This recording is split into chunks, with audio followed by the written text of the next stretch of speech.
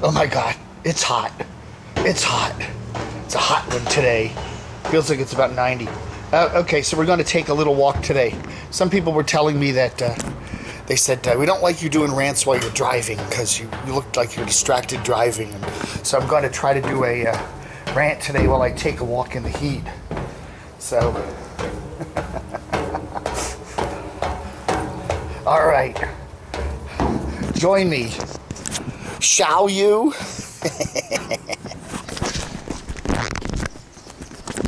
All right, out into the real world. The real world. All right, let's head that away, shall we? To talk about simplicity. Living simple. If you're old enough to remember the Watergate hearings from the early 1970s, this is Irvin Road, and this is the birthplace of Sam Ervin Jr., who was a U.S. Senator from 54 to 74, 20 years here in North Carolina. He was a Democrat. He led the Senate Watergate Committee, 73 and 74. So this is Morganton. This is probably Morganton's most famous person ever. And you go watch the Watergate hearings, you'll see this crusty older guy really digging into Richard Nixon.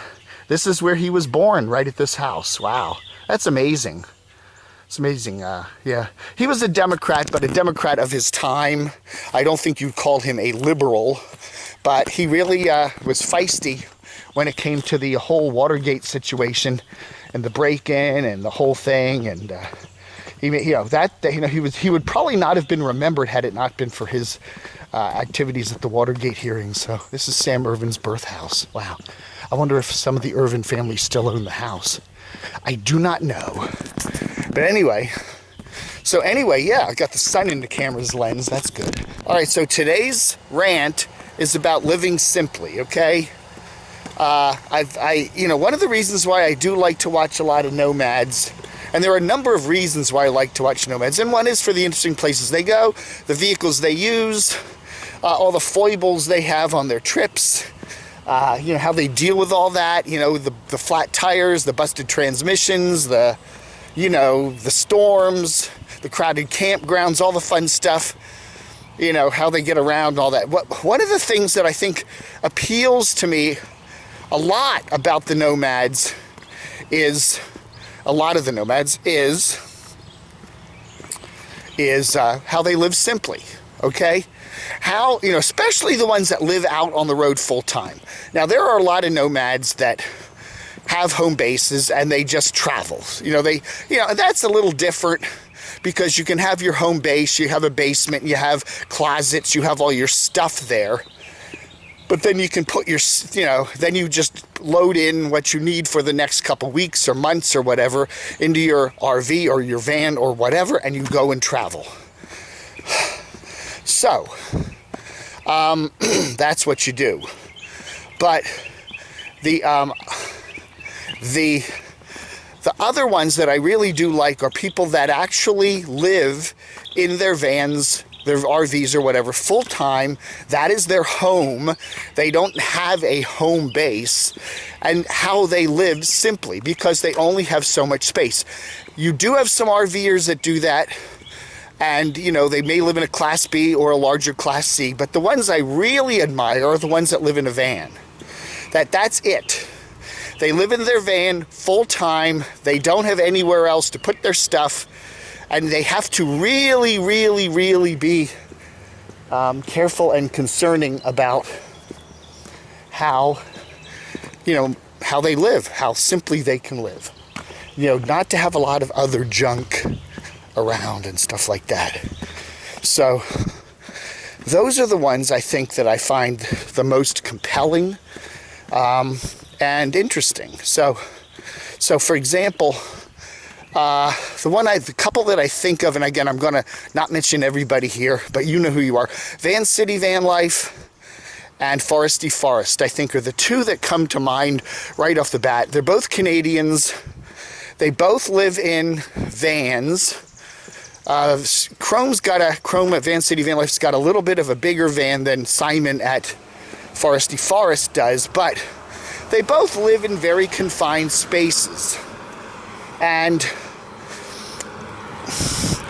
that's it. That's where they live. They don't seem to have other places where they dump everything and just go out on the road now and then. They're out living in their vehicles full-time, 24/7. And to see how they do that, every sock, every piece of clothing, every piece of, they have a hardware set or whatever, they have to watch the space for everything, how much food they can store, what size fridge they have, cooking area. They live, especially Foresty Forest, he's in his RV, his van almost all the time, and he has it really decked out. He's got his bed, he's got storage, he's got his various screens, and he also likes to cook a lot in his vehicle. He's not one of those that goes out a lot to eat. He seems to be doing a lot of cooking on his little crock pot and stuff like that. Oh, look at that. What is that old Argosy? I don't know if you can see that. I don't have a zoom on this camera. That is cool, an old Argosy camper back there. Wow. So anyway, yeah, that's kind of what I like to see is, that I think that adds a whole new dimension to your channel. It's not only traveling, it's not only going places and dealing with the stuff on the road. Oh, somebody smashed something here. Look at that. Looks like a wine bottle. Ooh. So anyway, yeah, that, the living simply bit, only having what you actually need. They may be having like heavy trash haul day next week, because now we got this up here. Someone's got a beautiful lounge chair and a nice, wonderful mattress all piled up. So maybe the city is doing their heavy, we're sending the truck around to pick up all your household crap. I don't know. Look at that. Isn't that a beautiful little house? Holy cow.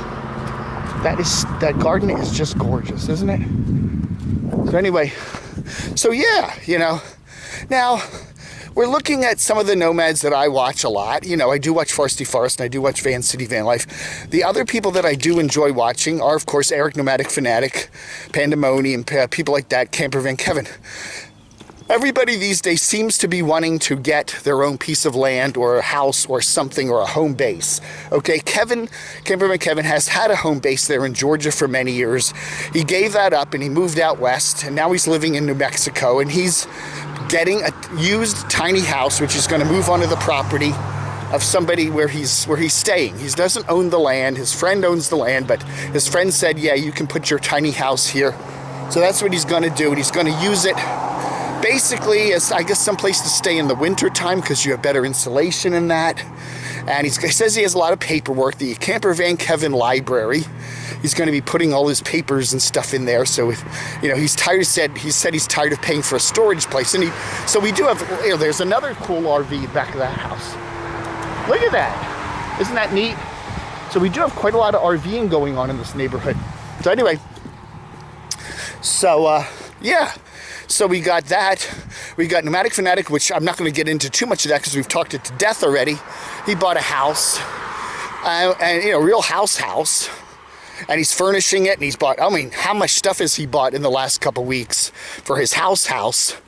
Still has a Class A, still going to be traveling around in it, but he's bought, furniture, television, security systems, washer, dryer, a lot of stuff for the house, a lawnmower, you name it, air conditioner.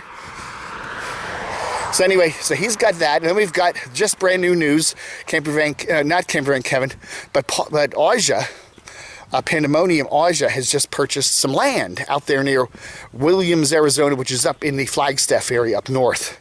Just land, okay? And that's it. She says she's going to maybe park a rig there now and then as a little home area, but she's not planning to build anything on it just yet. There's no buildings on the land at all. So that's what she's planning to do. So it is interesting to see these people getting away from living completely 24/7 in their vehicles. Okay, Kevin's been doing that pretty much. Nomadic Fanatic's been doing that pretty much. And Pandemonia's been doing that pretty much all the time, living in their vehicles. Oh yeah. So it's interesting to see some of the changes that are going on with the Nomad. So the question is, you know, are we stepping away from living simply? You know, these YouTube nomads that we're living simply, are they now kind of saying, hey, we need more space, we need more places to store our junk? You know, are we getting off the road more often now? You know, I like the combination of nomadic and living simply. And now it doesn't mean I wouldn't want to live that way, no. But I do understand the parables, the morals, the values of living simply. In fact, I have tried to get as simplified with my life as I can over the last couple years. You know, I got rid of my condo. I got rid of a lot of my stuff that was in my condo. I got rid of my storage locker. I got an apartment instead of a mortgage-based ownership place. Ooh, this is a beautiful little neighborhood here. It's the backside of Sam Irvin's birthplace. Anyway, yeah, what a nice neighborhood, huh? What a gorgeous place. Anyway, this is a nice town. Morganton, North Carolina. You need to come here. Come stay at our nice new motel here. I think it's a Fairfield Inn or something. I don't know. I don't remember. So anyway, so yeah. I have tried to do that. Again, even with my own life, I do not want to have a bill wheel. You know, one of the things you get whenever you buy something like a house or a vehicle, even, you start to get a bill wheel. And it's like every month the bills come, through on the wheel. The car insurance, the mortgage bill, the payments, the taxes. You know, every month there's a bill wheel, and some bills come every month, some bills come every quarter, some bills come once a year. But there's that bill wheel you get on, and all you do is just go from spoke to spoke on the bill wheel, and you can never get away from it. You know, the credit cards, the debts, the taxes, the mortgage, the rent, the utilities, the insurance, the whatever. You know, there's always that bill, another bill, next week another bill, next week another 2 bills. And it gets to the point where it just becomes kind of soul deadening. Ugh. So, I really, really admire people that can get off that bill wheel, get out of debt, get to a simple place. And then there's the other thing about possessions. How much stuff do you need? I see Eric, Nomadic Fanatic, collecting Mickey Mouse things, okay? I get it. I used to collect DVDs. I had something like 2,000 DVDs. I would spend weeks, days, in the olden days, just going to various video shops, Blockbusters and stuff, and buying up cool old VHSs, and then switched everything over to DVDs, and who knows what's coming next. And I had a whole shelves after shelves after shelves of all this stuff in my apartment, in my condo back in Reston, Virginia, up Northern Virginia. And it was a lot of this stuff I never, as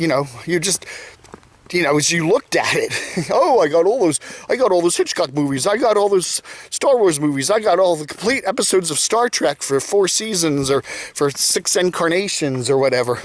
And you never watch them, they just sit there. And then when I moved, I said, I can't bear to part with all these wonderful DVDs, so I put them all in boxes, 15 or 20 boxes of DVDs, and stuck them in my storage locker, where they sat for 3 years, paying something between $132 and $178 a month. They kept raising the rate. Anyway, I spent how much, for 36 months just to store all this crap, to suddenly realize when I finally got my apartment now, I was couch surfing for a couple of years there, that I don't want them. I don't need them. I didn't miss them. I digitized about 400 movies. They're on one of my a drive the size of this phone.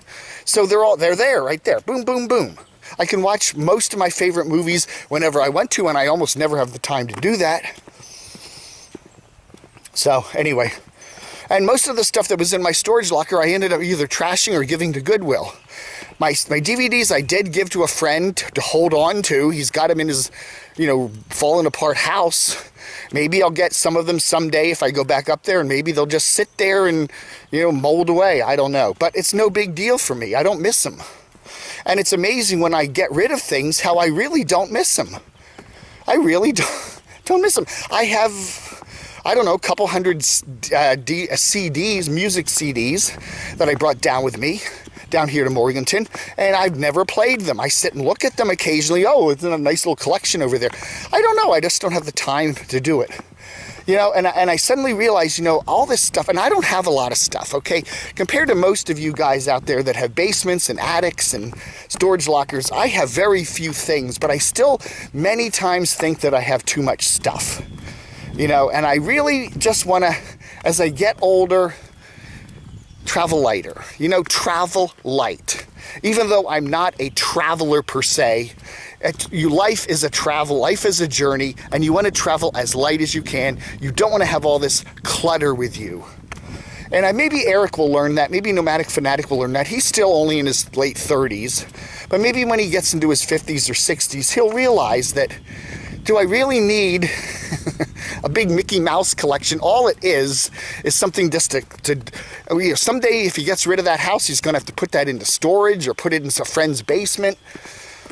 Or it's just junk you have to clutter along with you. Carry it along with you. And it weighs you down, more and more stuff.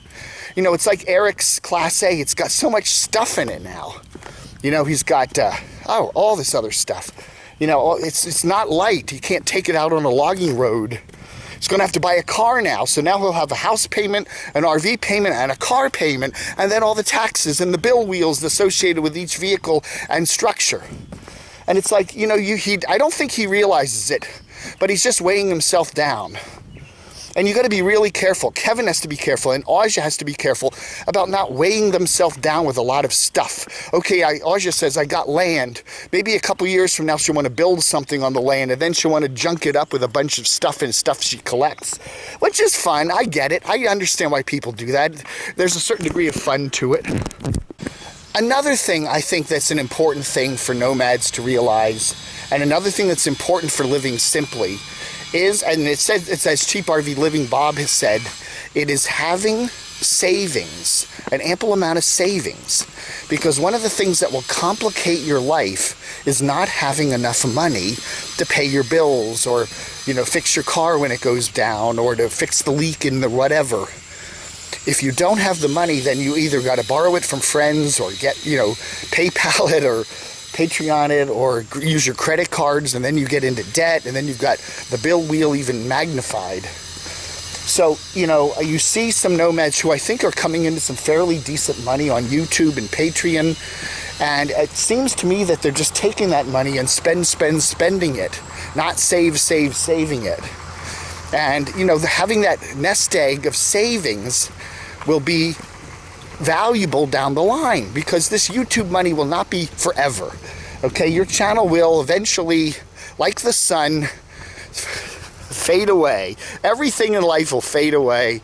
And YouTube is not forever, and Patreon is not forever, and somewhere down the line you may have some health expenditures, and you may have some things come up in your life, and you may need that money. And it's a nice comforting thing to know that if something happens in your life, you can pay for it. You don't have to worry about going without or having to do some kind of a scam for the money. So, if you're making some decent money on YouTube now, put it away and save it. You may need it for your retirement. YouTube doesn't come with a retirement plan, And if you're middle-aged and you don't have any money for your retirement, maybe a good idea, instead of buying another house or another vehicle or another this or another that, is to at least put it into savings so that you do have a cushion to get you through tomorrow and the day after, and who knows, the day after that. That's another thing. Again, living simply is awful hard if you don't have any savings, But it's like, how much stuff do you need? How many cars do you need? How many DVDs do you need? How many Mickey Mouse character, critter thingies do you need? How many whatever? I don't know. You know, one of the things that my parents did was they saved a lot of stuff. You know, they just did. And I've been, I guess since I'm the oldest male in the family, I've been given the privilege of having to sort through all of my parents' old stuff, you know.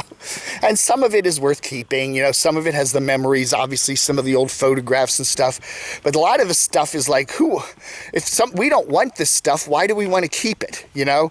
I'll go to my sister and say, hey, you want mom's old coffee pot, or you want mom's old bathrobe, or you want mom's old... You know, my mother was a collector too. She liked to collect those little plastic animals that you put little batteries in and then they would make chirping noises when you walked by them. Did you ever see those? They have little squirrels, they have birds. And we had she must have had 50 of those in the living room, and you'd walk through the living room, and as you walk through the living room, you'd hear this chorus of little beeps and chirps and squeaks from all these battery-powered critters. It was really adorable, but after she passed away, I'm like faced with what to do with all these battery-powered critters.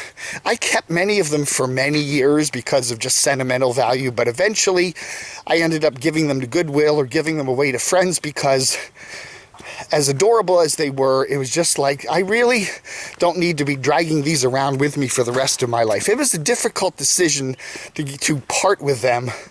But I just said, no. It is difficult sometimes to give up those memories of the past or fun things you've done.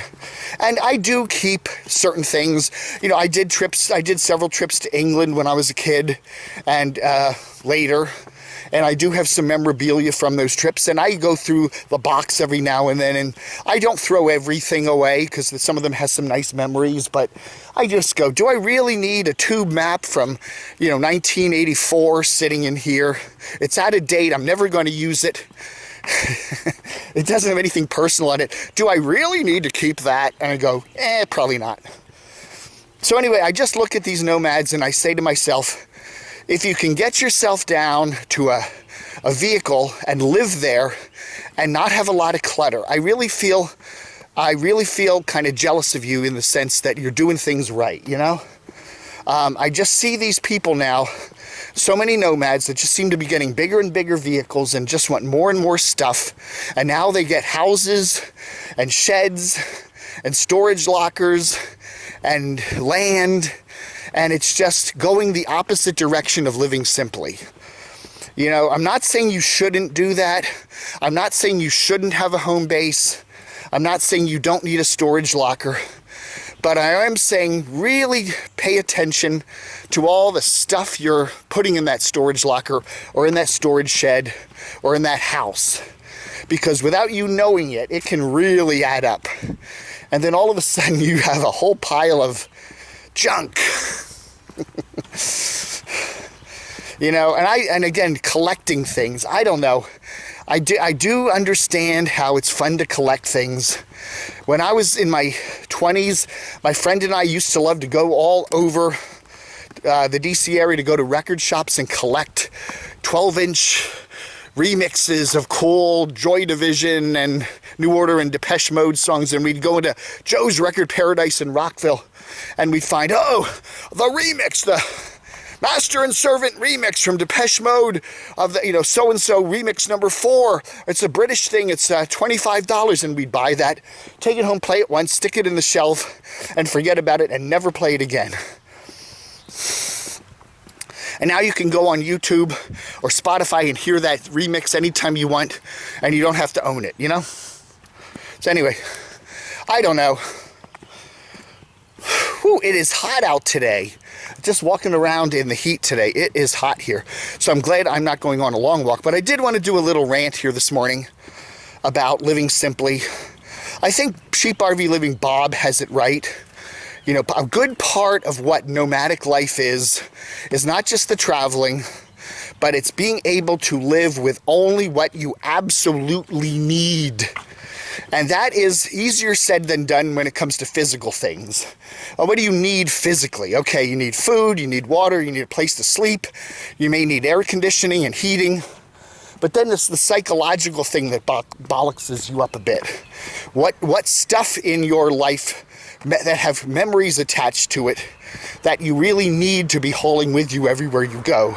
Memories of your dearly departed loved ones or your family back somewhere else in the country. I don't know. You know, it's a interesting psychological thing. And I can understand why people clutter. I would never be a clutterer, although, you know, I'm on certain things when it came to, you know, certain collections, you could call me a clutterer in that respect. But I don't know. I think the nomads need to be careful and to keep assessing their lives as to living simply. Uh-oh, I've stepped over the line here. Do I really need a house, an RV, a motorcycle, a car, and a boat? And do I really need all that, you know? If it's just me living in the house, do I really need 6 television sets or 5 computers or, you know, 400 CDs or DVDs or whatever? You know, I'm serious. So anyway, living simply. Again, I think it's something that when I look at the nomads that I enjoy watching, that they are the ones that live the simplest, the minimalists, and actually start enjoying life for what it is and not the cluttered junk that's in it. I find their lives a lot more interesting. You know, hey, let's go out and just enjoy the day and not sit around and look at all the crap we've amassed. Yeah. I don't know, man. You'll find that out. I think a lot of you will. Maybe you're not there yet if you're still in your 30s or 40s. But once you start to get in your 50s and your 60s and you come to the realization that you can't take any of this junk with you, all right? None of it's going with you to wherever you're going after you pass away. It's all staying here, and does anybody else want it? Most of my stuff, I know it's like my family will not want my record collection. My nephew may take a few of my CDs. I think I have some REM and U2 that he might want. But that's about it. So, you know, give it away, man. Give it away, give it away, give it away. Red Hot Chili Peppers. Good line. And sometimes you hear a line like that in a song that just goes over your head, but sometimes it really has some meaning to it, you know? Do not clutter your life with materialistic stuff. That's something that I'll give you some advice from this old man, 60 some years old, 62. And that is, do not clutter your life up with junk. Do not clutter your life up with materialistic junk, and do not clutter your life up with philosophical or emotional junk, because it's only going to weigh you down. There we go, passing it. I should haul this home. Oh, it's got a stain. Forget it. All right, folks, that ought to do it. Shout out to Sam Irvin there. Cool guy, one of Morganton's, probably the greatest person that ever came out of Morganton that at least I know of. So anyway, all right, folks, you have a wonderful day. It's the 7th, beautiful day here, 7th of June, 2020. Rant over.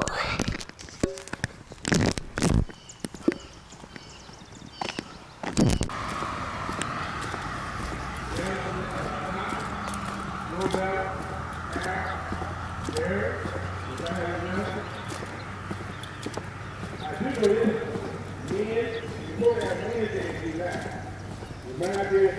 need to talk, a dialogue, by phone call, by Zoom.